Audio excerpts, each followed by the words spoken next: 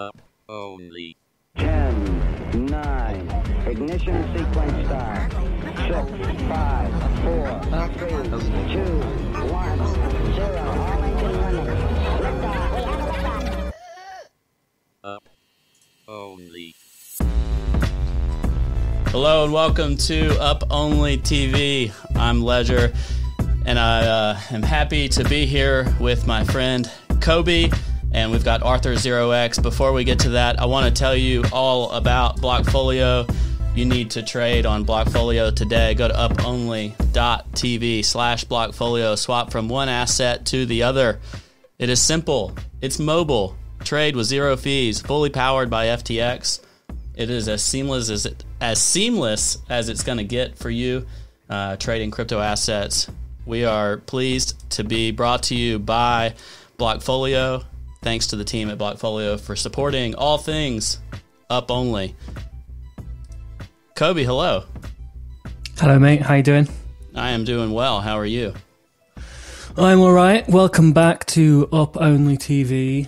We'd just like to state that any correlation between price action during Up Only TV episodes is entirely coincidental, even if it correlates like completely inversely with the name of the show. It's completely coincidental. It doesn't happen every time. If it happens this time, maybe we'll all go to jail. But today we've got Arthur0x. Thanks so much for joining us, dude. I'm ready to learn. Like, I just invite people on this podcast so I can learn from them for an hour. If like people want to tune in, that's fucking fine by me. But I'm ready to learn. How are you doing? How's your day? Doing well. Been a busy day, but yeah, ready to roll. What does your actual day look like? So, like, you know, when I think about people that run these DeFi funds, is it just all tweets? Do you just spend all your time tweeting and then you just become a billionaire? How does it work? No, I mean, tweeting does take away a fair amount of time, but no, we don't spend most of our time tweeting. I think a typical day is just like you wake up, you check the price.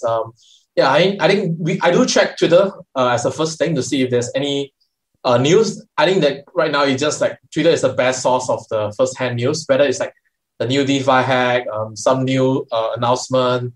Yeah, Twitter is the best and the fastest place to get the news. Yeah, so queue in to see the news, and then open your mailbox and see if there's any urgent email you need to respond to. Then back to work, going through our deal flow, look at the secondary market. And I think not every day is the same because there's a lot of different things. Sometimes we are more focusing on secondary market stuff, which is things that already traded in the exchange. Some days we are more focusing on like a venture deal flow because we do both. So there's no typical day. Yeah, but I think our time is quite different. So I mean, although I'm in Singapore, I wake up around 10 or 11. I sleep around 3. Yeah, I mean, just a pretty fucked up lifestyle. So for people in the chat who maybe don't know you so well, or like kind of know you but follow you on Twitter, I'd love for you to give them a little bit of a background on what were you doing before now, and like what you're doing now and how you fit into the ecosystem. Sure. I started my career in BP, oil and gas company, as one of their trading graduate program, and just 1 month away from finishing the program, which I can potentially become a trader, and I earn like a pretty comfortable salary. I decided to quit and embrace crypto full time. I mean, it's just something that I think that it's really a place for young people to shine, and that has attracted me a lot. I think in a lot of other industry, you need to pay your dues. Like seniority counts a lot. Like no matter how brilliant or how smart you are, you have to grind it. Yeah. So the crypto attracted me a lot about this, and I just quit my job and embraced crypto full time. I tried to start a crypto research startup. It's kind of similar to what Messara is doing right now, but there was no product market fit, and it wasn't the right time. So I just stopped and focused on investing instead. And the funny story is actually I started at probably the worst time ever, because I raised a small amount of capital from my friends and family, some ex-colleagues. It was around August 2018. And then December 2018 hit, and poof, I mean, people were questioning the existence of crypto going forward. So it was the toughest time, but I'm glad I persisted, never give up, and then just keep managing the fund. I joined Zilliqa around second half of 2019 for a while. But ultimately, I left to launch my own fund, which is Defiance Capital, with the help of 3Arrows, which is Sue and Carl. So that's how I come to be. But I would like to add that I've been very passionate about investing since like 20 years old. Yeah, you can actually search for my on the YouTube. There was one interview did by one of the local TV about me when I was 22 years old about some of my investing journey. It's quite funny. But yeah, I've been very passionate about investing since 20 years old. Love it. Read all the investing book I can find, and yeah.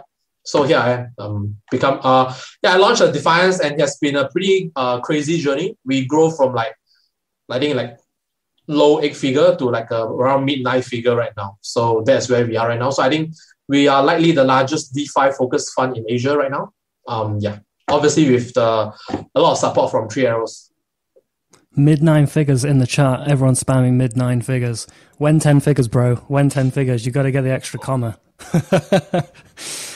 So tell us a little bit about Defiance. Like, what is your general approach? What's the general thesis? Is it everything DeFi? Do you have specific flavors in there that you personally bias towards? I think that the major underlying thesis is DeFi is the biggest product market fit for permissionless blockchain and crypto. So I think product market fit is a pretty VC lingo, but essentially means that it is something that people really want to use and is the use case that is the best that just proven itself. So because when you think about it, Bitcoin was a digital gold, but it's kind of like a decentralized money, but you can't have the complete full stack with just the money alone. You can't really do much just by transferring around, right? You need financing activities. You need to be able to trade around. We don't want to live in the future 20 years later. It's just trading between one central exchange to another central exchange. I think that kind of defeats the purposes. So I always think that decentralized finance is part of the natural evolution of crypto anyway. Yeah.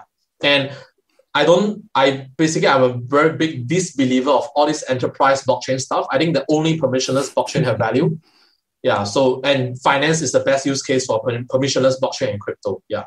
It's just this whole thing on steroids. So yeah, that's the underlying thesis. And I think that at least for now, the tool sector where we see the most obvious traction and use case is really decentralized exchange and lending and borrowing.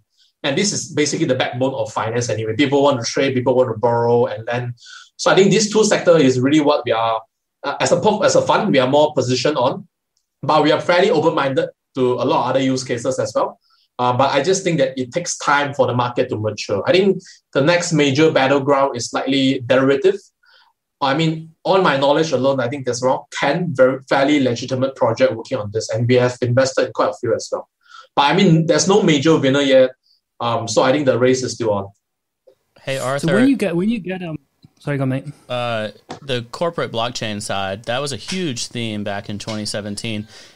Is that still a theme? Are people trying to do it again, or do you feel like that battle's been won? I think people have always been trying to do it, especially from the outsider that come in and think that this is a safer middle ground to get involved in blockchain, but while not fully embracing crypto. So it's a good middle ground. It feels like they're doing something innovative, but I think it's just a futile attempt. IBM, one of the biggest enterprise services company, they basically let go their entire blockchain department. I think that tells you more than enough what you need to know about enterprise blockchain. There's simply no product market fit. Let's try to force a use case to something that just doesn't work. That's my personal view. So the product market fit thing is interesting because I think a lot of people that traded altcoins back in the early days, or even as late as 2018, 2019, they're used to the only use case of this asset being speculation. It's like the only differentiating factor is the logo and the white paper and maybe the volume sometimes or who's talking about it. And it seems like there's been a bit of a shift in the last few years where now there are some altcoins, or as people would call them, that are more productive assets. They do have product market fit. People are people are using the products that the altcoins are attached to, and the altcoin fits into the ecosystem in some useful way. How do you think that changed? What do you think was the first to sort of pave the way for this? I think that the change is going from a cryptocurrency to a crypto asset. So I actually don't really like to use the term cryptocurrency right now, because most crypto right now are actually not a currency. I mean, currency refers to like Bitcoin, Monero, Zcash. I think all these are fair. I mean, the older generation, especially the pre-2017, most of them are cryptocurrency. But I think right now, actually, most of them are not anymore. And I think that most of the, especially on DeFi, most of them actually resemble capital asset, which I mean, to a bit more blunt way, is like a quasi securities. Most of them generate some sort of earnings and cash flow that either accrue to the protocol, or like for SushiSwap, like it's directly accrued to the token holder that participate in the staking. So I think in that sense, you can actually use a framework to value those. It's no longer just a pure speculation, because I mean, no matter, like, I mean, for SushiSwap, I mean, if it's really returning like earnings or cash flow to the token holder, at a certain level, people will come in and buy, because they say, okay, within 2 months, I get all my money back. Why don't I just buy? I mean, even after 2 months, it go to zero, I get all my money back already. So I think when it starts to produce some cash flow to the crypto, you can start to value it, and that's where it becomes something that you can actually invest in instead of speculating in. But I do agree that for currency, it's really more for like a trading, because it's a bit hard to establish an investment use case. And I do believe that the monetary premium is ultimately likely going to accrue to only a very few crypto, which is Bitcoin. I mean, most likely, and Ether to a certain extent. But Ether is like a mixed bag. I mean, people like to say it's like a gas and all this thing. I think it's like a triple point asset. But yeah, I think Bitcoin is going to accrue most of the monetary premium. Yeah, that makes a lot of sense. And then you previously mentioned you think the next sort of battleground is derivatives, and you have 10 good teams working on this kind of thing already. What do you do in that situation where, you know, you see 10 good teams, they all come to you with their pitch decks and they say, invest in us? How do you make a bet on which ones you do invest in and which you don't? And like, how do you think about that process? I think on a more high level, it's pretty fairly similar to how most of the way that VC or like investment fund look at their stuff to invest in. You look at a team. I think this is ultimately a lot, even though it might be a decentralized protocol, the team is still driving the lion's share of the activities and the future development of the protocol. You look at the team, the track record, talk to them to understand their philosophy, their thinking, how are they approaching different issues. And I think obviously look at their track record, the track record of the project, like Synthetics, it actually existed since like 2018, and they have went through all the difficult time and still never give up and trying to pivot a way to find some way that make it work. I think that shows resilience, which is quite important, and the community that built around it. So look at the team, you look at the community, you also look at the valuation. I think there's a price for everything. Something which can be good but extremely overvalued, we might not invest as well, because just that we don't think there's much upside at this valuation. Team, community, valuation, and the product as well. I mean, we need to think that this product is good, is something we will use personally, because we are actually one of the most, I would consider our fund as a power user of DeFi. We dog food our own stuff, our own investment. So those are the few major factors. And obviously there's some other smaller factors as well, like the token economics, which I do think is very important. But I think right now everyone kind of recognizes the importance of it already, and everyone will just find a way to improve it going forward, because it's almost like a necessary condition to have a successful project right now. Yeah, that makes a lot of sense. I saw someone in the chat just say they want to know how you pitched Synthetics to Suzu. He spoke about it a little bit when he came on. They want to know, what was your pitch? How did it go? Apparently got rejected a couple of times before he said, he was like, yeah, cool. I think my pitch is just essentially that it was super undervalued. When I pitched them, I think it was like 20 million valuation, and yeah, around there, 20 million. Oh my and there was a huge staking reward that just incentivized people to hold their token instead of selling. And the staking yield is very high, and the staking reward is it's locked up for a year as well. So there isn't much selling pressure for the near term, and the team has not given up. And I think based on this alone, I mean, if you think this project is not going to die, it just can't go down further. It's either going to zero or it's just not going to go down any further. I mean, you always look at risk reward, right, when you're investing. Yeah.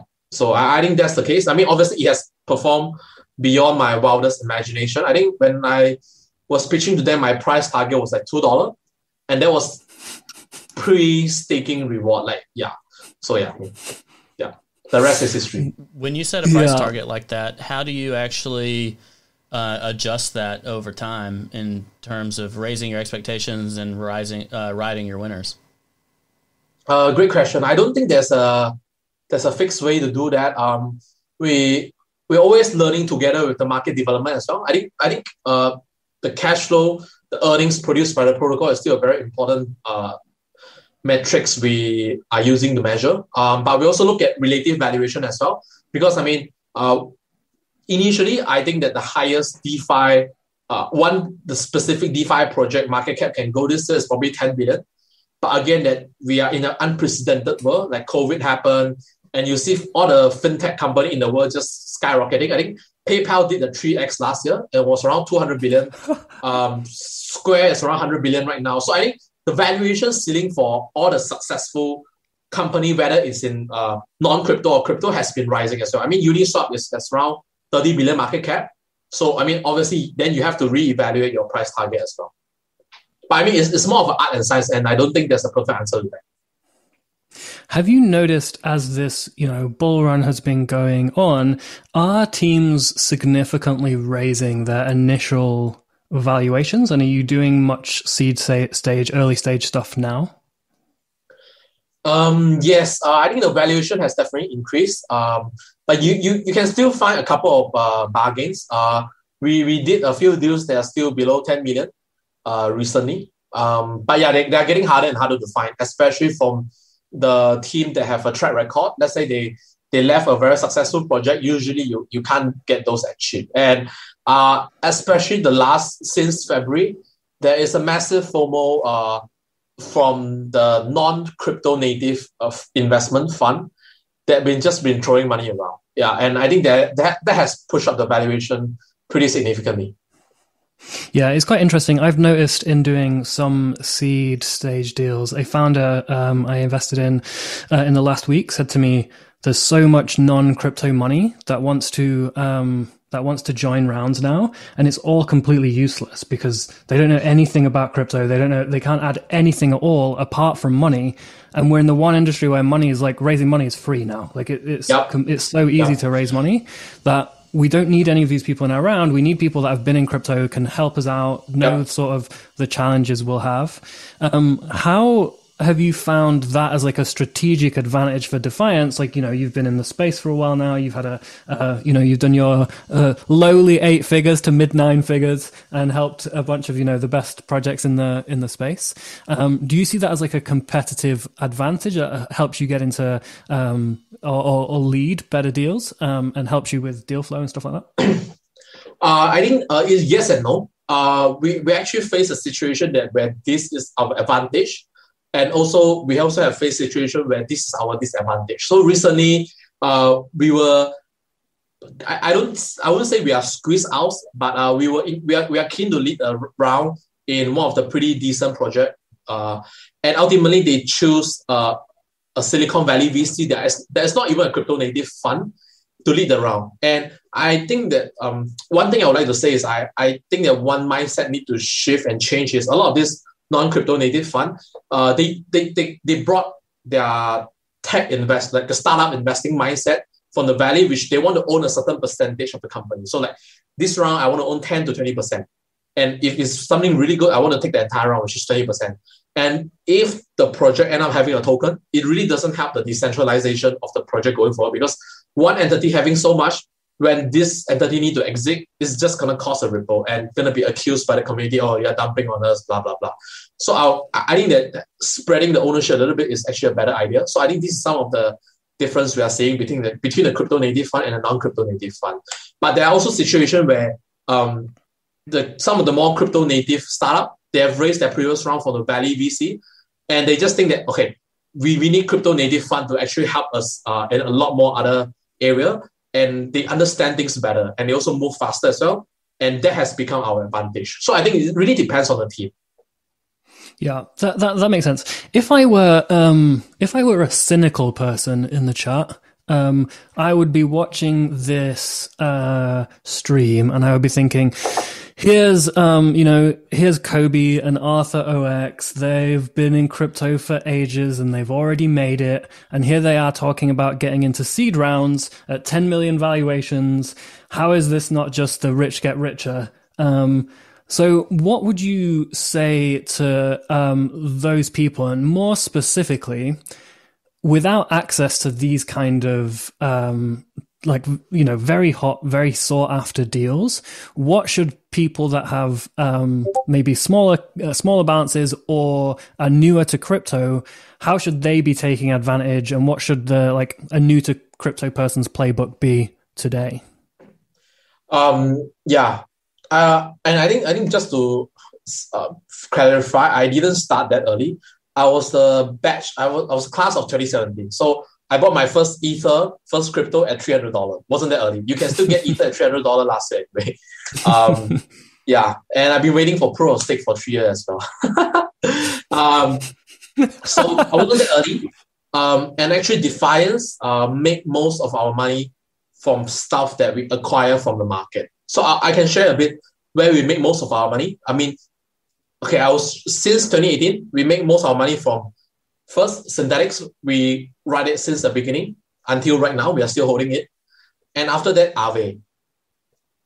And a little bit of Kyber network in between as well. And after that, SushiSwap. All three of this, which snowball our gain, is all we acquire from the secondary market, from exchanges. There was no seed deal, nothing. I mean, obviously, right now we do a lot more seed deal because the market is growing as well. But we make most of our money that way. And I do think it's possible. It's probably a little bit harder to get like 100x like Aave and synthetics, but I think around something like a 10x is still very possible in this market. Okay, I have to butt in because now I feel real dumb because I was at the same entry basically, and I'm way poorer. And specifically, I was actually in at the very beginning of synthetics, got pitched the project as it was Haven at the time, but I did not understand the potential of the project. I actually sold what I had into the summer or fall, April 2019 pump on one of those exchanges on KuCoin, yeah. So I didn't understand what was going on. I was just excited that something was pumping in the bear market so I could get out. How in the world do you gain that conviction on a project like Synthetics? Because you even brought some other folks alongside you on that one to pitch it. So how are you so early to that trend and figure out how to stick close to that project? Because even though I knew it, it didn't click with me at all. And I'm afraid I'm going to do it again. Is why I bring that up.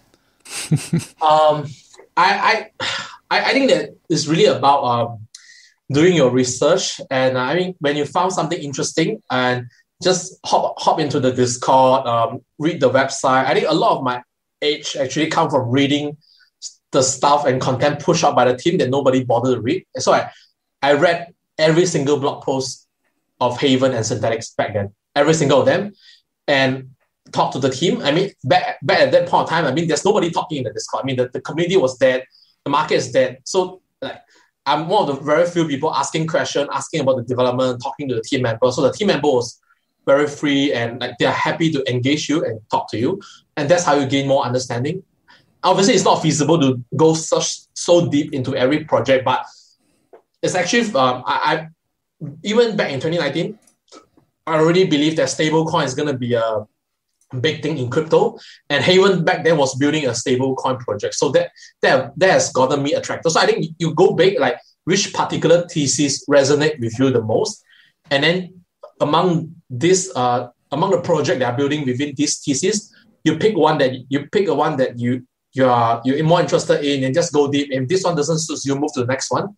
I think you find something that resonate with you.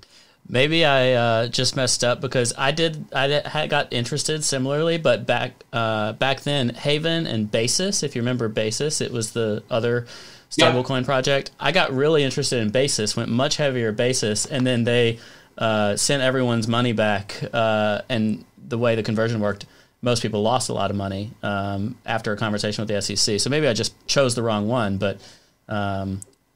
Yeah, it's interesting because it was a huge pivot that they did from Haven to synthetics. Yes. Yeah. All right. Well, I appreciate you helping me out with that. Most people look back on the ICO bubble of 2017 as this overwhelmingly negative thing, and I think that was because there was a lot of cash grabbing happening, a lot of people doing, illegal security sales in order to try and run away with $20 million. And a lot of people bought projects that either never launched or launched, went up 2x and then immediately went to 0, or whatever.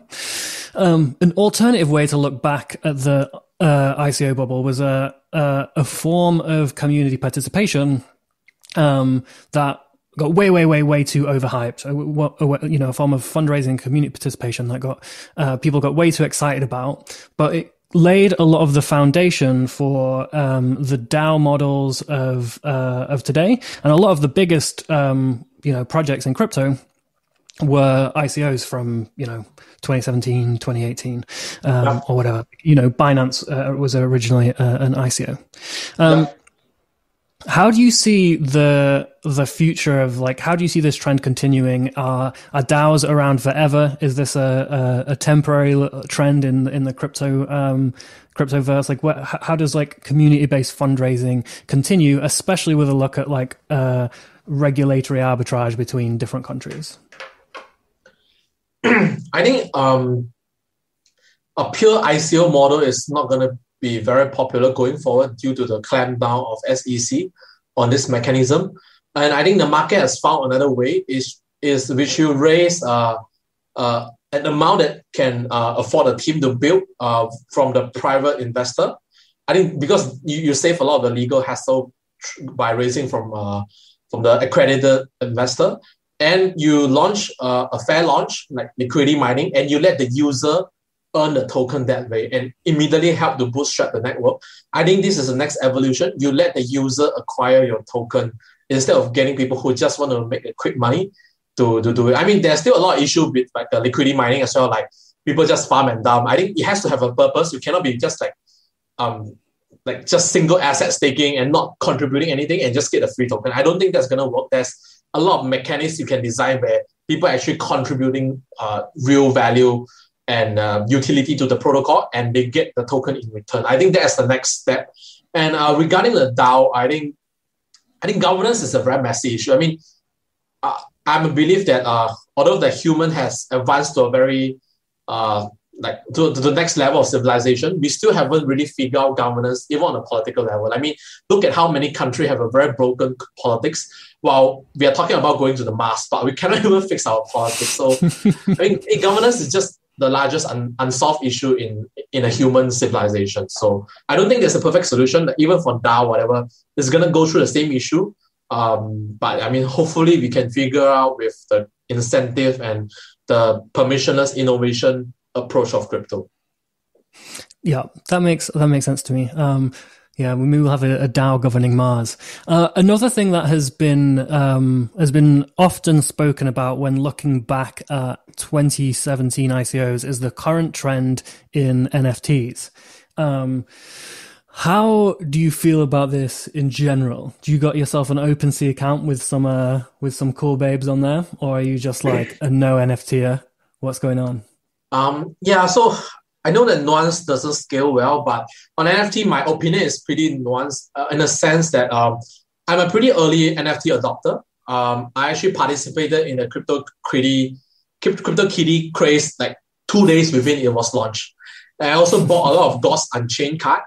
But also I think that probably contributed a little bit to my disillusion about NFT. I think that a pure NFT alone is a little bit unlikely to work I mean, that's why I miss out CryptoPunk.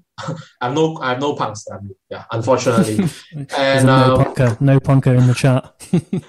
yeah, I mean, I'm into physical NFT right now. Anyway, yeah. So I think even until fairly recently, my belief that yes, NFT is gonna have value only if they are tied to a certain things that can give them value, which is most likely game. Because I'm an avid gamer myself, I play a lot of games even until recently. So we invested in Axie Infinity because I can see the value of NFT if it's linked with a game. Because like gamers are willing to pay a lot for their item. I mean, there's one game called Fate Grand Order. It's a very famous Japanese gacha game. Just do a Google search. Like I think 2018, they have generated more than $3 billion of revenue or something. It's insane. And most of it are contributed by the Japanese player alone. So it's a pretty mind-blowing figure. So I think gaming-based NFT is a big market, and I do believe there's a bright future. Another area which I think NFT has a bright future is it allows artists and musicians a way to monetize their talent that's not possible previously. And I think that's one of the hardest thing to price in the world. Like a lot of the musicians and artists, they're so talented. They spend a lot of their time, they put their passion and heart into the work they do. But it's just very hard for them to get rewarded appropriately for them. But I think NFT can change that. So I do think this opened up a new world. But I think there's still a lot of issues to be resolved. So we are not fully in yet, but we definitely see the potential. But I also do subscribe to the thesis of my friend CL. He mentioned that only the top NFT are going to retain value, which is like something like Unisofts or CryptoPunks, and a lot of the in the middle tier is they're easy to reproduce, so it's probably a bit harder. Yeah. Yeah, I think that makes a lot of sense. There's a lot of dilution in the hash mask type model projects at the moment, where there's a new one every couple of days and everyone's like storming in full steam ahead to the early tiers, and then the sale doesn't sell out because no one wants to buy the later tiers. I agree there's like going to be a sort of split down the market where a few things that either did it first or did something like innovative and cool will retain value. And everything else basically goes to zero. So when it goes to zero, at least you still own a JPEG that you can like put on your wall and like remind you of the shame when you spent hundreds of thousands of dollars on a picture of a pig or something. Another NFT trend that I've noticed on Twitter is that the artist community is fractured, where half of the artists like non-crypto people, and they hate crypto and they think crypto is ruining the environment. And the other half of the artists are like, just trying to get paid for their art and have found a revenue maximizing opportunity. And they're participating and minting things and getting on with it. How do you think something like this happened? How did the artist community cannibalize itself when proof of work has existed for last 10 years? They could have got annoyed about it for ages. They could have got annoyed about it for a long time. They didn't have to focus on their own kind. I think that's pretty tragic. This is probably the best way for them to monetize their work, yet they are focusing on something that is I just think it's not relevant. I mean, it's probably the most the most worthless topic to discuss about. I mean, I just don't see any value. I mean, I think it's going to work itself out, personally.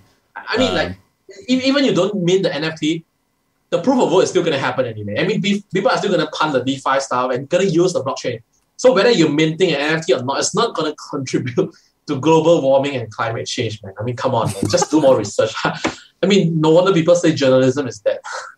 Arthur, I wanted to loop back on the tokenomics and governance issues, especially when you have like side-by-side projects with pretty different tokenomics. What do you think are some of the good ideas that people have put out there in terms of generating cash flow and enabling that going back to token holders? And then what do you think are some of the challenges that lie ahead in that regard? I think there's two principles generally a project should follow. First of all, that a token should incentivize the growth of the network. I think that's the good thing about token compared to like a securities, because it's pretty hard to give out security freely to your user, but it's quite easy to give out token to your user base. So it actually helped to incentivize the growth of the network, a community-based network. And I think this is very powerful. The second thing is it should accrue value. I mean, else why would people hold it, right? I mean, we are like a pretty big fund, and we're not going to just hold a token if they're just for pure governance purposes. I do think there's a value in governance, but I think governance alone is pretty weak as a value accrual mechanism. I do think in the end, you have to return some value to the protocol or to the token holder. Yeah, so I think this is the two main principles that projects should follow. And I think among, if you want more details, I think recently there's one company called Longhash. They actually produced a pretty comprehensive report on token economics. I suggest people to give it a read. It's pretty comprehensive, and it captures most of my thoughts there as well. And we'll link that up in the show notes if people want to check it out. Yep. Yeah. So what about the ones where all it is right now is governance and people are valuing it as if it already has like tokenomics that establish value accrual? They just market pricing in the probability, right? And I think that the peer pressure really works very well in crypto because SushiSwap, Uniswap launched a token essentially due to the pressure from SushiSwap, right? And SushiSwap already have the value capture, so people just think it's inevitable that Uniswap will have it down the road. It's just when they are sufficiently decentralized that they are able to implement this without getting them into trouble with the regulator. Yeah, I do think that a lot of things is due to the US regulation, and they just want to play it safe. And yeah. So that makes sense. So you think a lot of crypto where they do not have like value accrual to users or token holders, the main barrier is like regulatory challenges. And or it can be, and or it can be because that it is a currency. Like if you are like a Decred, Monero, Bitcoin, then you do not need to have a value accrual. I mean, you are commodity that for people to like accrue a purpose to it. I mean, it can be a store of value. Yeah. Then you probably don't need a value accrual mechanism. Cool. That makes a lot of sense. I saw someone in the chat ask, they want to know, like, how have you had experience with real non-crypto industry moving into DeFi, like traditional finance, moving in, seeing the yields that outperform whatever they can get elsewhere? And have you seen much we should move this on chain sort of activity from traditional finance? I think that it probably there are some fintech players that are interested, but if you're talking about like the more traditional financial institution like banks, asset management, I would say not yet. Yeah, because I think it's just something that because when they participate in this activity, they have no control, and it's just very hard for them to explain this to the regulator, and explain to their client when there's something that happened as well. So I think that when all this financial institution is really about covering your ass, so it's not really about making money. Yeah, that's really not about the main purpose. Most of the people that even the CEO is an employee. Yeah, the owner is the shareholders, which might be some pension fund, some investment fund. So they are there to keep their job. I mean, they are not there to help you make more money. Yeah, that's super interesting. I heard that from someone else that works at a place that handles a lot of these sales to institutions, and they said they just want to buy at any price, and it's not because like they think it's going to go up. It's just because either their LPs have said like why don't you have exposure to crypto yet, or their boss has said to them, you're going to lose your job unless you buy. So they're just like fucking market buying at any price. They don't even look at the chart just because they don't want to get fired or they don't want to lose LPs. Very wild. But you're saying the banks and the asset managers, the big traditional players, not in yet. We're still early. Chat, still early, mate. Still early. Yeah. It's only been 10 years. All right. I'm gonna have a quick read through the chat because I've seen a bunch of questions. While you do that, I mean, I want to talk about the still early meme, right? Because a lot of these DeFi projects have gone way up. But as like a percentage of overall market cap, DeFi is not dominant. Like there's still a lot of layer one or legacy cryptocurrencies, as you mentioned earlier, that are quite dominant.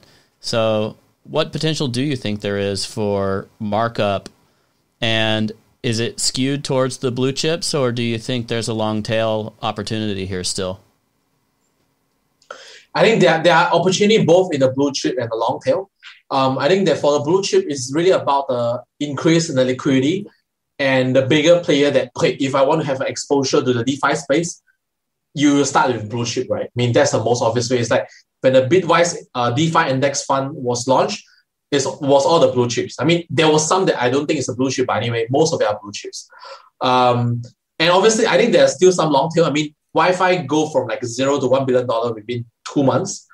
And I think there's still quite a fair number of them that go from like $0 to $1 billion within 6 months. I think it's still possible. Yeah. But I think that the blue chip will benefit from the bigger player wanting to get an exposure to DeFi. And where I would see the upside is I think that you can kind of use the fintech valuation as a benchmark, because I do think that DeFi is like a better version of fintech, because fintech have a massive issue in scaling cross-border. I mean, you look at how successful Revolut and Monzo or even the US fintech has been in their respective jurisdiction. It's very hard for them to scale across other jurisdictions. If you're within EU, it's all good. If you're within US, you're all good. Within China, it's all good. But a fintech, very successful fintech, like even like Ant Financial, they want to scale to China, boom, no way. Same with like Square wanting to scale in China or even EU, tough, Africa. So, but DeFi is just pure regulatory arbitrage, cross-border, open approach. So I do think that this will allow DeFi to scale a lot faster when the technological challenge are resolved, like the scaling issue, the gas cost, all this thing. So I think that when you cross the hurdle, you're going to see an exponential move. So I think that at least for now, I think the valuation ceiling is probably around 100 to 200 billion, because I think that's where PayPal is being valued at right now. And I do think that is kind of the ceiling that you can go towards in a very bull market. Yeah. So you think some single entities could be that big? Yes. Yeah. For example, I think that Uniswap can reach 50 to 100 billion valuation. Yeah. I think it's possible. I'm not saying it will happen, but I can imagine that happening. Yeah. Cool. That makes a lot of sense. Also around the Coinbase valuation price point as well, isn't it? You shout out Monzo there, so I just got a shout out to all my Monzo homies, the cryptocurrency Slack channel in the Monzo Slack. Hello, welcome, miss you all. The chat wanted to know, how do you see the macro environment? Like, what's your macro view on Bitcoin and ETH, and therefore how DeFi fits into that? And you mentioned a ceiling of 100 to 200 billion in this sort of bull cycle. What does that look like over the next 10, 20, 100 years? I'm not going to be around in 100 years, so I don't care so much about that. Okay, I would say that I'm not a macro player, and I've been ever since the beginning. I don't see myself having an edge in predicting macro move. I do think it's very important, but it's just that I do not have an edge in predicting what's going to happen in the macro space, and that's not where I make my money. But I do think that the continual increase of Bitcoin and Ethereum is definitely beneficial for the DeFi, because then the asset market cap is higher, and you have more asset base to use as a collateral, to use as a capital base to trade around with. So it's definitely a positive thing for DeFi. And I just think that it really depends on how much money the central bank is going to print, right? And the monetary stimulus, because given the debt burden of all the major developed economy in the world, they simply cannot afford for the interest rate to go too high. I mean, if you go to 5%, no country can pay the interest on that debt load. I mean, it's just a math. So they're going to inflate the debt away, and you are not going to see most of it in the normal, like a CPI number, because I think most of the normal goods, you're not going to see too much inflation, like a food, even like oil, petrol, or like electricity. You're not going to see too much inflation, but I do think you're going to see a lot of inflation on some of the discretionary spending. I think all these things are just going to keep going up. I mean, despite the worst recession, all the luxury jewelry are selling very well. Handbags, supercars, poof. You have to wait 1 year to get a Lambo or Porsche right now. I mean, most countries, they're so... Wait. How'd you know? Did you check? Sorry for that. Arthur's got his Lambo on back order. Yeah, it takes a year. Shit. All right. So one big narrative of the last few months has been how Ethereum is pricing out retail. They can't afford to pay gas fees. I was talking to Path recently, who's getting his brother into crypto finally, and his brother put in maybe a couple $1,000 or something, and then tried to make a transaction. And it was like, wait, half my transaction goes away, half my balance goes away in this transaction. Because of this, a lot of ETH killers have been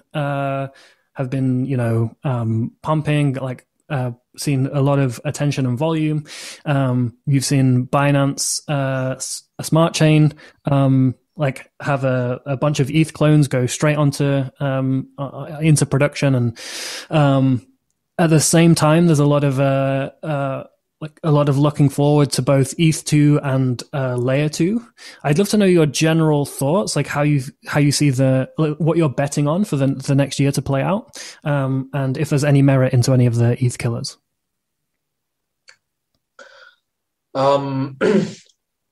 I think that you will get resolved. I'm optimistic that way. I think the gas cost issue is pricing out a lot of retail, which is why you see the success of the Binance Smart Chain is a fact. It's a matter of fact that people are priced out. But I do think that there is a value in decentralization.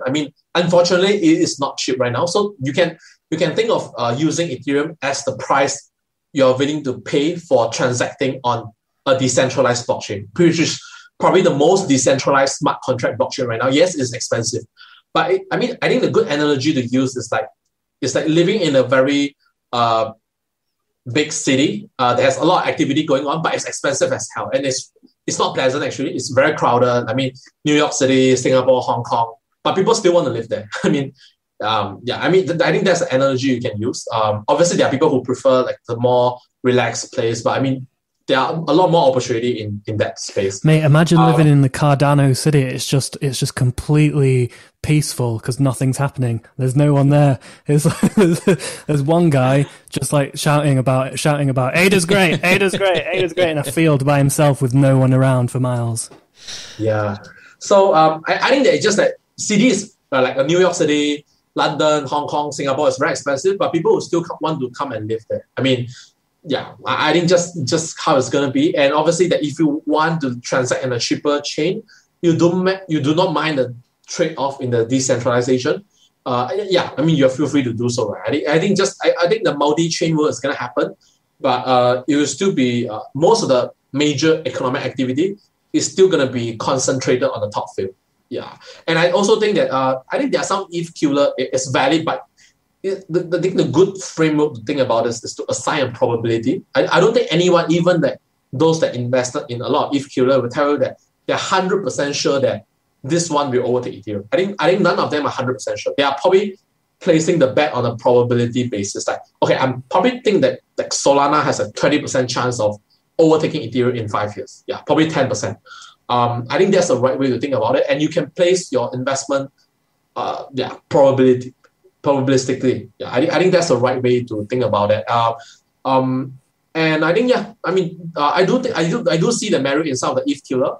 Although we have not invested in any of them because we only invest in the DeFi protocols, but I do think there's a merit in some of them. And I do think that decentralization is also a spectrum. It's not a binary, so that everyone have a different definition of what constitutes sufficient decentralization. It's 500 validators sufficiently decentralized, or you really need 5,000. I don't think there's a right or wrong answer to that. I want to roll that into... Go ahead. Sorry, mate. I think if you're talking about applying probabilistic thinking to your investment thesis in order to do portfolio allocation, you're giving way too much credit to the majority of our viewers. Because someone at home being like, wait, I'm supposed to think about the percentage chance of this narrative being true and allocate accordingly. I went with like 300% in on leverage. Fuck, what have I done? Like, is this not how you're supposed to do it? Shit. Sorry, Ledger, what you were saying?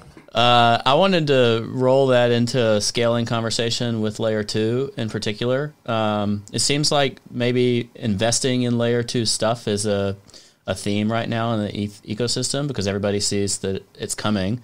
So how are you looking at the Layer 2 landscape from an investment perspective? And then secondarily, what do you think about the liquidity challenge for when Layer 2 shows up? I think that's the biggest Layer 2 challenge that interests me, unless I'm off base there. Correct me. No. Personally, I'm more bullish on Layer 2 solution that inherit the security of the main chain, which is in most cases Ethereum right now. So I think there's 4 main solutions right now. 2 are ZK rollup, 2 are optimistic rollup. The ZK rollup one are ZK Sync by Meta Labs and the Starknet by Starkware. These 2 of them using ZK rollup, and obviously you have Root Ring, which is already live for I think more than half a year already. And another 2 by is Optimism. I think it's pretty famous. Synthetics, Uniswap is going to use them when it's launched.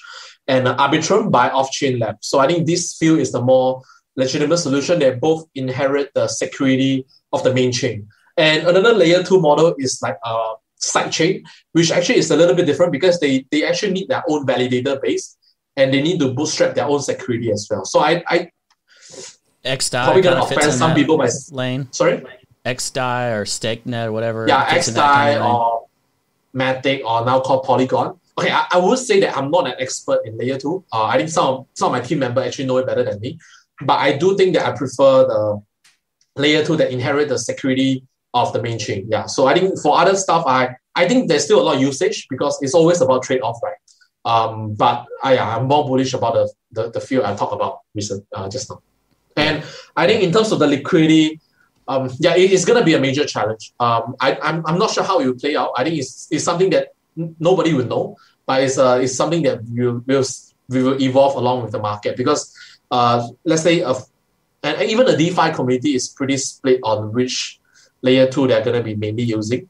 Yeah, that's what I found interesting. I've seen like several major projects picking different ones out of those 4 that are all like inherent, adopting security from Ethereum, and then also some of the sidechain ones. And it seems like the fracture of liquidity could be pretty severe. And I guess my curiosity is, do you think someone can be a kingmaker? Like if Uniswap makes a choice and says, hey, all our pools are moving to Layer 2 on this particular solution, could they be a kingmaker? I wouldn't use the word kingmaker, but they will definitely play a lot of influence in the decision of other DeFi protocol which Layer 2 they're going to move to. Like if you really want the network effect and if you are really reliant on Uniswap, then it's better for you to move to the same Layer 2 solution as Uniswap. But if you don't really need that, there are some other Layer 2 solution that fits your need more.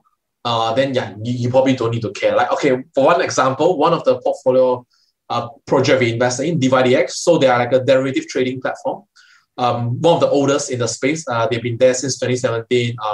Really good team. They choose Starkware because to them, the sacrifice in the interoperability is something they are willing to take because when you're trading derivative, you're actually not using anything from the spot market except from the Oracle. And Oracle can be bridged through like a Chainlink or other Oracle sources anyway. So you don't really need the Uniswap spot market liquidity. And you also don't really need like lending and borrowing from Aave or Compound. So it's actually fine to sacrifice some interoperability. But let's say you're a lending and borrowing platform, you really want to interop with as many DeFi projects as possible. Then you probably that will place a lot more weight in your decision on which Layer 2 to migrate to. So I think there's no simple answer for that. It really depends. It's on a case-by-case basis. Yeah, that makes a lot of sense to me. Hey, Cobie, I pulled up their investments, or Arthur, your investments on your website. Could we do like a shill your bags type of segment? Some people are asking about like what your investment thesis is on some of these. And obviously we've seen some of them play out, especially like along your top row. But Cobie, you want to run that? My kid is like running change along the living room, so there's a lot of clinking in the background here. I mean, yeah, but you're going to expose that I don't know what half these logos even are. Well, I think two you've talked about recently. One, somebody was asking about Dodo. Two, you talked about Switcheo recently. So maybe we start there and then carry on. Yeah, another question I'd like to add into this is, have you invested in something where the market has been wrong? Like you think it's like the best thing you've invested in, you're super hyped about it, and no one cares apart from you. Okay. Yes. I mean, there's one in the past and there's one right now. I mean, I don't want to go. Yeah, I don't want to go too much in shilling my bag because it might not come true. I mean, I don't think any investor can have like 100% hit rate. We do have some miss as well. Although so far it's been pretty close to 100%. Okay.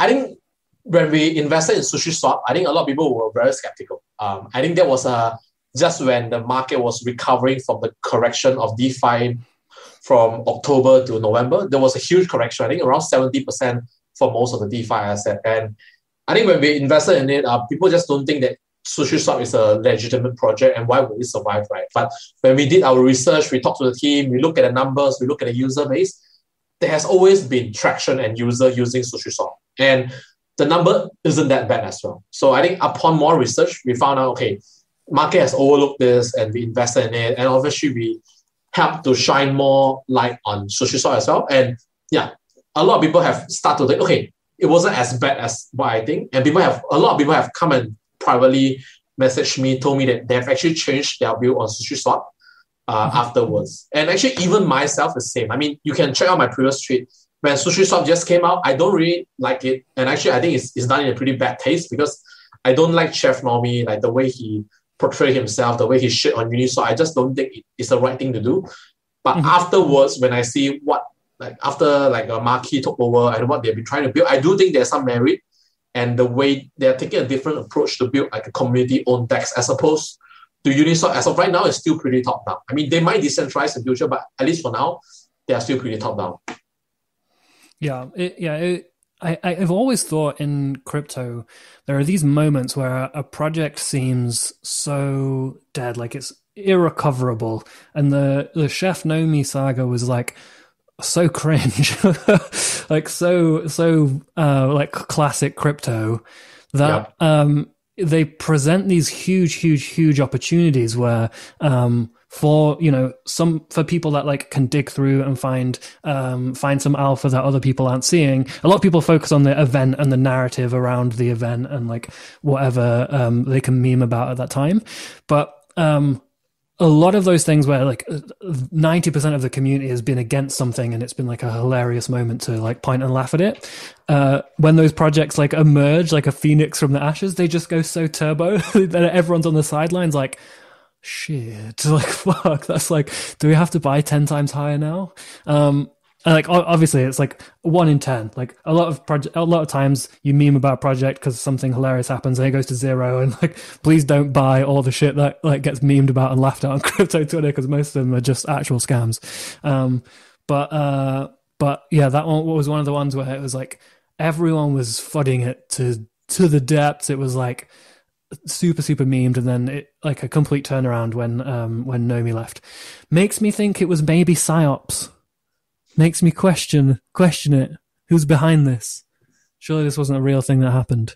How prevalent? Sorry, go on.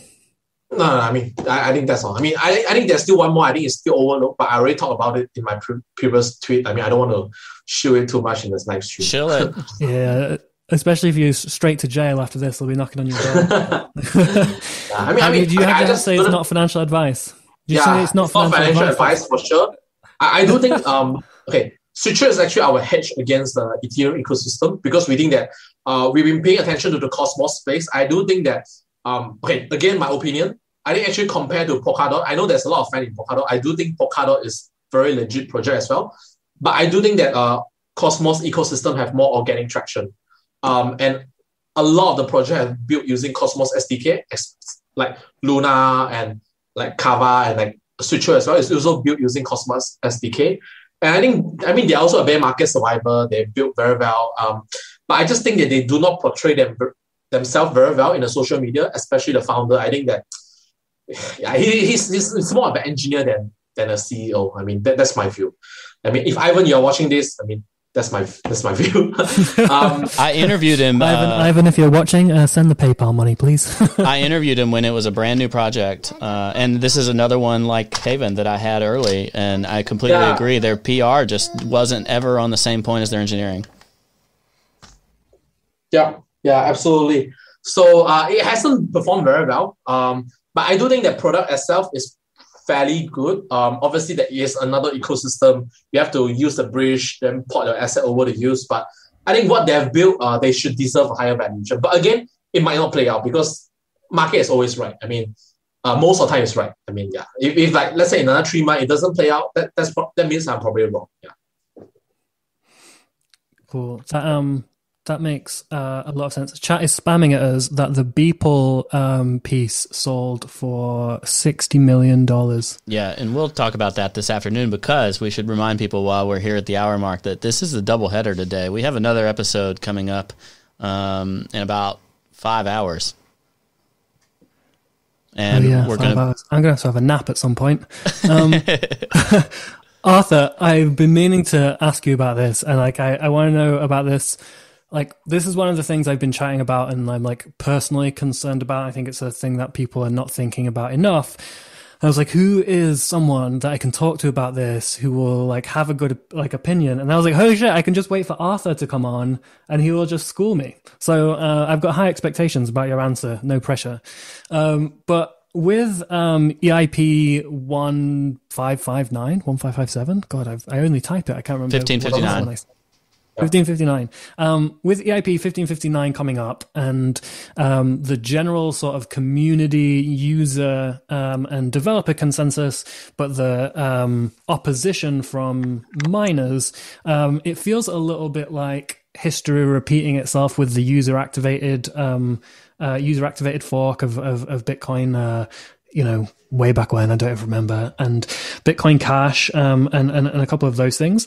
But with Ethereum, a fork of the chain, let's say, miners decide we're keeping ETH the same. We're going to reject this proposal and we're going to mine a chain without it. And community goes, we're going to continue to use Ethereum the way that the developers and the community want it. And there is a chain split. So we've got Ethereum with EIP 1559 and we have, Ethereum Cash without 1559. What happens in DeFi? Do you like have Arva and Arva 2? Do you get all of your NFTs twice? Do I have like 2 punks now? Just got one on each chain? What's gonna go? What's chaos? Yeah, great question. I actually answered this in one of my previous tweets as well. I'm basically within I subscribe to the theory of Ethereum is almost unforkable right now due to DeFi. I think Hasib and another guy, I forgot the name, sorry. From Dragonfly, they actually wrote a piece about this, that why Ethereum is unforkable. I suggest a read on that because essentially the DeFi protocol and obviously the stable coin on Ethereum are the kingmaker right now to decide which one is the Ethereum. I mean, let's say the fork with EIP 1559 happens, whichever project, whichever chain that all this DeFi and the stable coin choose to be the real chain is the real Ethereum chain. And if the miner continue maintaining the chain that the DeFi project and the stablecoin do not decide to be the legit chain, I don't think it's gonna worth much. I mean, you probably are gonna see some people still trading. People always like to trade whatever shit they want. Right? That's their freedom. But it's just not gonna be worth a lot. That's my opinion. So I think if miner really want to attempt this, they are free to do so. It's a free market, but they're just not gonna come out with a lot of it. I mean, I think that, especially, I mean, there's around 40 to $50 billion worth of stable coin on Ethereum right now. They are the kingmaker. I mean, whichever chain they decide is the Ethereum will be the Ethereum. Yeah, I do not think that they will honor both chains. I mean, it's just not possible, right? Yeah, I mean, that makes a lot of sense. Selling all of my Bitcoin Cash was one of the most joyful experiences I've had in crypto. Just like, they really just gave me this for free. And now the miners and like a bunch of people in the ecosystem are going to try and prop it up because of their egos. Like, this is brilliant. Thank you, Roger. And he's like, you can have more of it. Enjoy. And if I get to do this again, it's like Christmas every time these forks happen. If the miner community is going to make Ethereum Cash and try and prop up ETH Cash to boost mining revenues, I won't only get to sell my ETH Cash, I'll also get to sell every token and NFT I own on the other chain. This is amazing. Please, miners, go hard. Just like fork it out. Do it. Make 3 forks if you want. Let's go. I'll pretend to support you for at least 3 days. Yeah. All right. I'm going to run through chat for... No matter what, though, 1559 will be a super catalyst. Whether it causes drama and forks or whether it ends up being embraced at a higher degree than people expect. Do you think it's priced in? Do you think the change in the economic model is priced into ETH? I don't think it's priced in, actually. I think that Ethereum has reached a market cap that is around 200 billion right now. Is it? I mean, I need to check again. Normal, like, even a fund like us cannot really affect the price much anymore. So you need the big player that to buy and sell a huge amount to be able to affect the price. And this big player that move the price of the market of Bitcoin, Ethereum, I don't think they follow this as closely as we do. So I think it take a while for people to spread this message to them, and when they start to avail of this. And I do think that a lot of the ETH killer or whatever alternative layer one like Cardano have went up a lot recently when Ethereum has a very high gas price. I think they are all very overvalued relative to Ethereum. Yeah.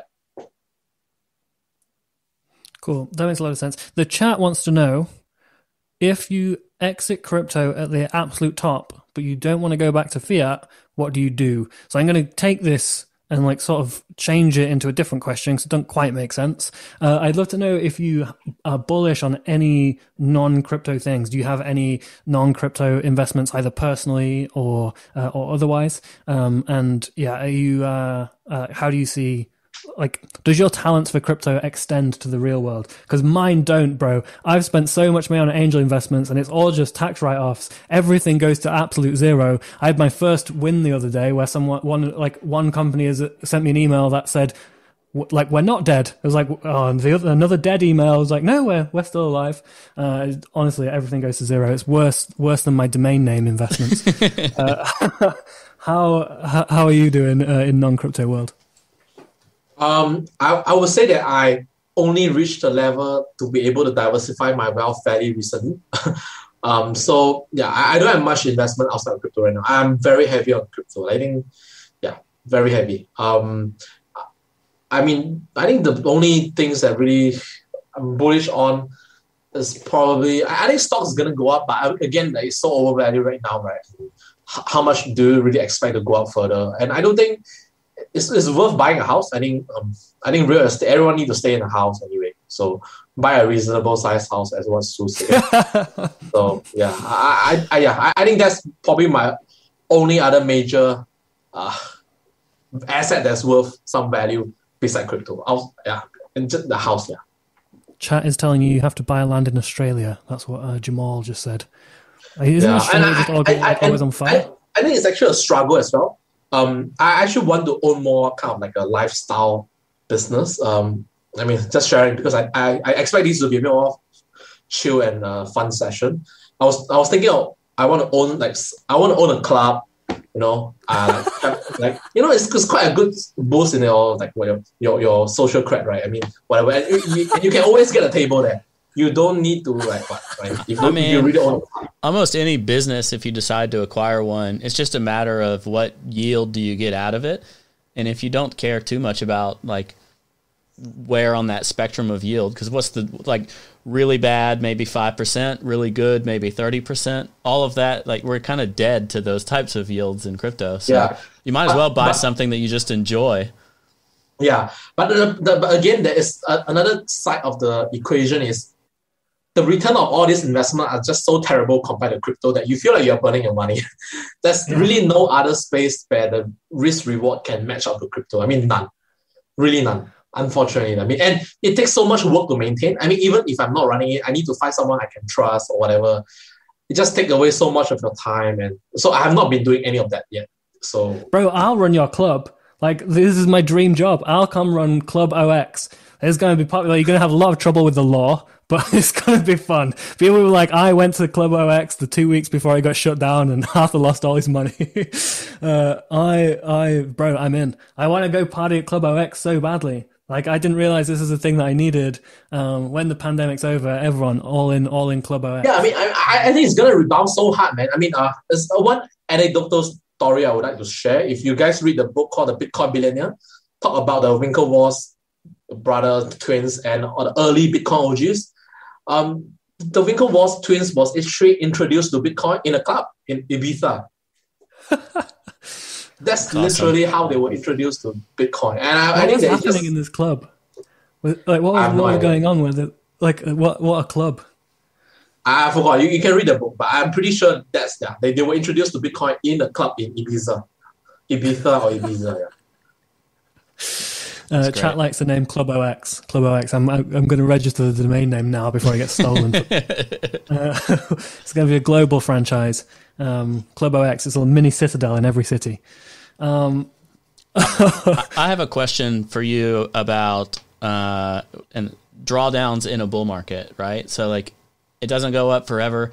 So how do you manage the tactical side of your DeFi investments, especially where you don't have maybe a it's like just your trading side. It's not your like long-term investments. How do you manage those tactically to take profits, put stuff on the sidelines, prepare to buy dips, and generally play the tactical side of the DeFi market? I would say that our fund is set up in a way that we are able to take the volatility because the biggest investor are Three Arrows and myself. So yeah, we are okay with the volatility, which is usually pretty hard if you are managing mostly external money. So we have a pretty big drawdown from September to October, but we recover all of it within 2 months as well. So that's how we've been able to keep the fund running. I think that where we decide to take profit is really very fundamental driven, not much on a trading level. Like we think that, okay, this is really overvalued right now, especially compared to our other project at a similar level of development. We might sell some and rebalance accordingly. And obviously, I think there's the ultimate market timing thing. But probably because I'm sitting in the same office with Su every day, I'm getting convinced by him that this is the last super cycle. We are in a forever bull market. There's take profits only for the week. It's okay, just write it up. Up only. Up only. Up only. Yeah, I saw your tweet. You're going to rebrand to Up Only Capital, mate. If you do that, we're going to sue you. No. A lot. We're not going to sue you. We just want 10%. Oh yeah, that's fine too. That'll be cheap. The lawsuit. Yeah. Are there other like funds, investors, players in the space that you have like a huge amount of respect for? And if there's people in the chat that are looking for new people to follow or new people to read the thoughts of that you could recommend? I think there's quite a lot of them. I think that if you guys really like reading, I think a lot of the blog posts published by Multicoin in the earlier days was really good. I mean, they get a lot of shit and flakes for their view, but actually they do write very well. And a lot of their content and insight was really valuable, especially when I started out as an investor. Yeah, it was really helpful. And I think a lot of other funds that we're following, they don't tweet as much. I think Framework Ventures is really good. And some of the other big funds like Paradigm, I mean, they bought the Bitcoin bottom at 4K, below 4K in 2019. And the rumor is they've never sold. They just ride it all the way up. Look at it, from 4K to 56K right now. I mean, wow. Didn't we all do that? What were you doing? I bought DeFi. I didn't buy much Bitcoin. I mean, I just all in DeFi. But yeah, I mean, they're definitely really good. I think a lot of these fund are like framework, paradigm. I mean, obviously, Polychain is pretty good as well, but they don't share their view as much as we do. Yeah, cool. That makes a lot of sense. I got to ask chat now. We're about an hour and 15 minutes in. We got about 10-15 minutes left, and I want to give the chat the opportunity to ask. Like, this is your free alpha session. You get a direct line into Arthur's brain. What do you want to know? This is your one opportunity to make it. You can make it right now. You can move from the left side of the bell curve with me all the way to the middle. One thing about the list to follow, I actually curated a crypto fund manager list in my Twitter. Yeah, people can just follow the list. I mean, I stopped maintaining it, but I think probably there are more people that you should follow. But yeah, I mean, that was a pretty good list. Cool. We'll have to add that to the post show notes and tweet it out as well. All right, the questions are coming in. They're moving a little bit too fast for me, so I'm going to scroll up and pause the chat. I'm trying to ignore everyone shilling. Everyone, all the questions are just, what do you think about this specific thing that I'm 100% in with all of my portfolio? Okay. I think there's one thing I really want to talk about. I think it's very helpful for most of the people who are new. I mean, again, it's also my own view. I think for majority of the people in the space, unless they are really good in trading, they should not trade. And there was a period where I'm both trading and investing. And I'm so glad that I actually stopped trading and focused on investing instead. Because when you're trading, especially on a day trading time frame, it's very unlikely you have an edge. Because that's where the most professional of the most professional people are competing. And you will get liquidated. What? Do you really want to trade against Sam? I mean, I don't want to trade against him. So I think that is the better alpha is really just to focus on investing. And crypto is one of the very few asset class where you really have 100x gain possible within a year. I mean, if you're doing traditional VC, they do 100x within in 5 to 10 years. There's no other place you get 100x within 1 year. Crypto is the only place. So I think do capitalize on this opportunity as well to do fundamental research, understand the project well, and contribute. You might even contribute to the 100x as well. I think that's very possible. And this is one thing that really attracted me to crypto investing compared to the stock market, because I think in a lot of the stocks market, like if you invest in a small cap stocks, like 100 million market cap, you probably own like 0.5% of the shares, but you have very little right. I mean, you write an email to the investor relationship, they probably just give you a polite reply. You write an email to the CEO, he might not bother to talk with you. But only in crypto, like $1 billion guy like Sam replying to customer support message. No, there's no other space that this billionaire will even bother to entertain you except in crypto. One of the ways I can summarize some of the questions was it's probably around how do you diversify? So if you're, say, you're not life-changing money yet, you're a smaller investor, would you encourage a concentrated DeFi portfolio where you pick, 1 to 3, or maybe you'll have a number there? Or would you recommend a diversified portfolio where you spread your bets out? I think that's very individual questions. It really depends on what's your objective. Do you really want to make it big? Or you just want to have exposure to crypto? Or make it big. DeFi? Let's go. All of our listeners just want to make it big. I think if you want to make it big, it should be fairly concentrated. I think around probably less than 5 holdings. I think that's, at least when I get started, I don't have more than 5. Even right now, I don't want to share the exact name, but one position in the fund is more than 30% of sale as well. I mean, we are, as a fund, we are I think probably among all the fund out there, we are the most concentrated fund. I mean, you're gonna holler at us about that, after we turn off the stream. Right? Yeah, I mean, even our fund is fairly concentrated as well. But yeah, I think that if you really want to make the big gains, but again, it might backfire because if you're wrong, you're not gonna make any money. Yeah, so there's always the two sides of the things now. Yeah, but be less than 5, I would say. Yeah, I really like your advice about if you suck at trading, don't do it. And I think especially anything to do with leverage. I've been for several years very vocally anti-leverage anything above 3x, I think, is gambling. And on 3x, it still feels like a lot of fucking leverage to me. The only times I've traded anything above 3x, and like normally I use 0. Like normally I only trade spot or like 1.5 or 2.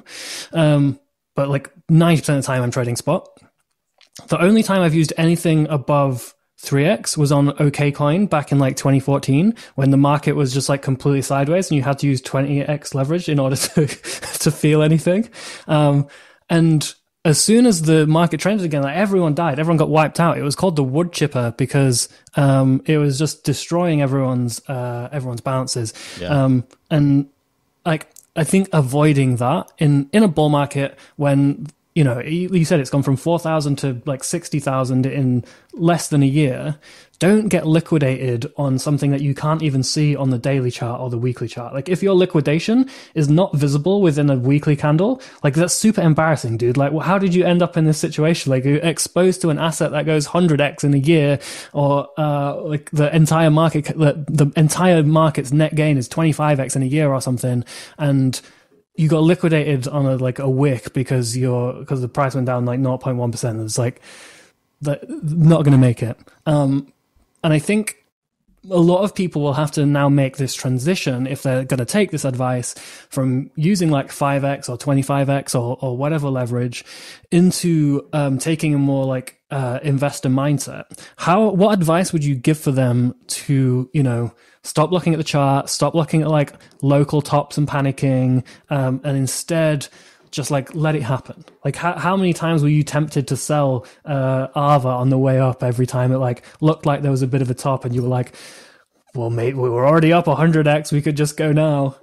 Like how do you like put the chart away, relax, and be at one with your gains? I think it's really about like just building an investment philosophy and thesis that you believe in.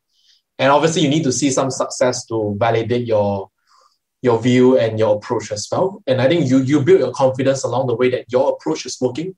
And I think a lot of people have successfully done it in DeFi, especially during the DeFi summer. I've known a fairly huge number of early DeFi guy that are all financially free right now. There's quite a large number of them in the city. And a lot of them are still actively sharing alpha as well. I don't have a list for them, but you can go and find it out yourself. I think another side of not using leverage is also think about it. Mentally, it's actually easier to manage. One thing with the leverage trader is their position size doesn't scale with their balances. So when they are like they have 1 million, they're probably trading like a 500k to 1 million position. But when they're like 10 million, they will not be trading 5 million to 10 million position. They will just keep scaling down. When you're 100 million, you're not going to be trading 50 million to 100 million position. But for investment, the scale actually is scale linearly. Right now, and for Aave, like up 10%, it's better than for me to make like 10x on a much smaller position. So you get the kind of like a linear scaling effect when you're doing investing. As opposed to trading, you never get that. 100 million guy cannot trade like a 100 million position because he's so afraid of blowing out. Poof, 100 million gone. Investment is the same thing, but I do think that mentally is easier to scale. Someone in the chat called his name's Throbbing Red, and maybe he wants to ask this question for a slightly different reason than I initially thought. He says, "Hey Arthur, can you hold those iron hands up to the camera so we can see them with our own eyes?" This is a friend of the show, Pat. He just wants to see your iron hands. Diamond hands. Wants to see the diamond hands that are held from the bottom to the top. There you go, bro. Look at those, chat. Spam iron hands in the chat. That's awesome. All right, NFT that. All right. We only have a couple of minutes, so I'm going to pick a couple more questions. What DeFi blue chips would you recommend to more conservative investors? So I'm talking like, it's actually not a question for me, it's from the 38th Goo, but I'm imagining it means like non-crypto native, people that can't chop and change very quickly and may forget they even have it. I think for conservative investor, just buy an index. You have DeFi Pulse Index. I think that's the largest DeFi index fund right now. just own an index so that if any project get hacked or have a major issue, you won't lose all your money, but you still get exposure to DeFi anyway. And they have done very well. The DeFi Pulse Index have done very well. What career paths are available for someone that's young but interested in like working in crypto? There's a lot of career path. I think there's like explosion of all the major company hiring right now. You have obviously exchanges is always going to be the biggest one. Coinbase, Kraken, Gemini, they are all hiring for positions in many countries, Singapore, US, Europe as well. After that, you have the trading firm. I think they are more like a quantitatively inclined. There's a lot of trading firm in the space. They're all killing it, like Alameda, Jump Trading, Cumberland. Yeah, those that have a good pedigree, I think it's worth trying out to apply. Or joining the startup project if you are more entrepreneurial minded, you're willing to take the risk.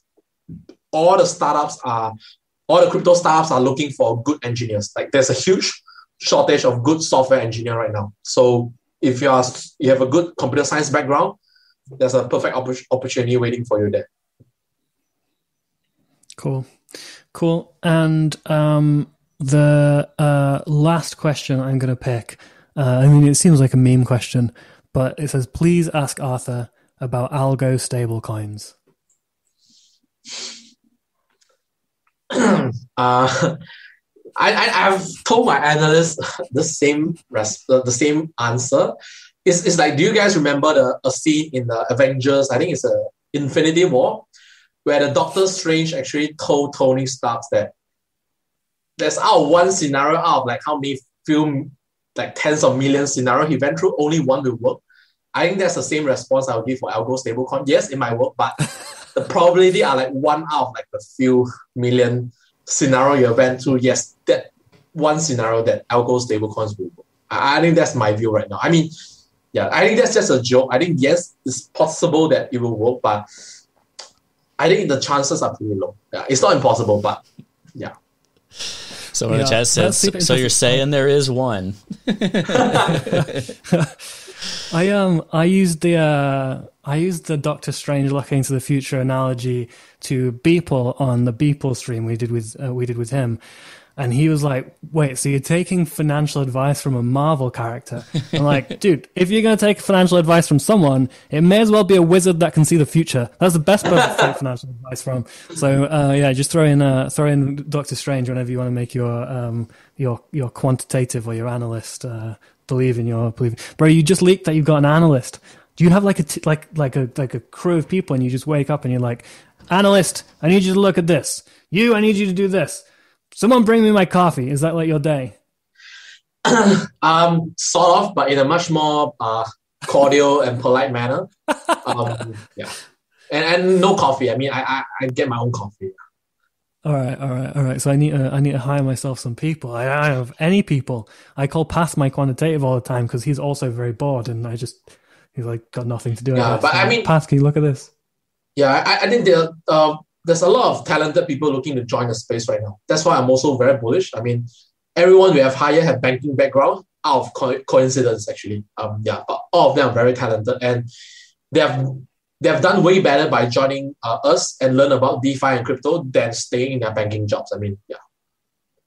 Yeah, it does seem like the crypto space is sort of acquiring a lot of the like young, ambitious, super smart, ready to make people. Yep. Honestly, it's a better usage of their time than going to Facebook and Google and like helping people click on adverts. Yep. And we have seen so many cases. Like there's like some of the project founders, they're not even 20 years old, and the project they have built already worth 100 million. I mean, I don't want to put a name because it's fairly small cap. And there's a lot of like very young and talented people in the space. I mean, a lot of them. Super cool. That really thank matters you so much. in the long term. That really matters about that flow from like talent going from Wall Street to Silicon Valley and now mostly distributed in crypto. Like that's going to have huge impacts over the coming years. Yep. Yeah, especially because in crypto, like there is a level of rational thinking, like obviously markets like this, bull markets like this, dampen the rational thinking a little bit, and irrational things start happening. Emotional stuff gets involved when retail decides that Dogecoin is the future or whatever. But there is a level of like rationality and rigor such that people care a lot about like what the right answer is rather than caring about like the politics of something. And it means it doesn't matter who you are or where you're from, your opinion, like if you're right and you can contribute in a way where, like people can, read what you're saying and like, evaluate it, in a critical manner, you can really, really contribute and accelerate fast and become, influential in the space. And I think that's a thing about crypto that's really good, that people from anywhere, any background, any country, can offer their thoughts, even in an anonymous or pseudonymous way, and still gain a level of respect or like influence that in other industries, if there was like a guy dressed as like a cartoon character who wouldn't tell you who he was, and like half of his posts is just complete shit, and then every now and again one's like, I guess this is one of the serious ones, they just wouldn't be taken seriously. And in crypto, it seems people care a lot more about the content and the like what you're saying rather than like who you are, what you look like, or whatever. So I think that's pretty good. Bro, thank you so much for the stream. Thanks for jumping on. Do you have any final free alpha for the chat? Are they going to make it? If so, how?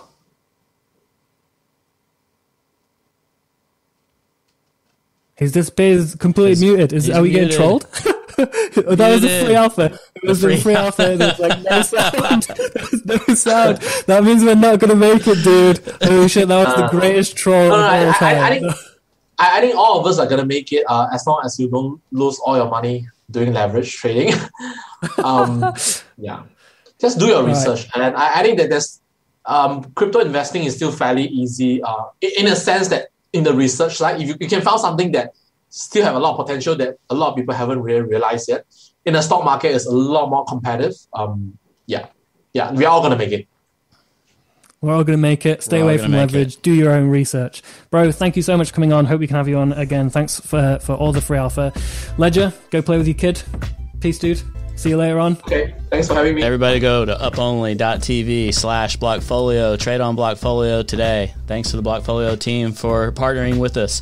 Rate and review Up Only on iTunes. We really need it. We need to work our way up those tech charts. Thanks for being here with us. We'll catch everybody later today.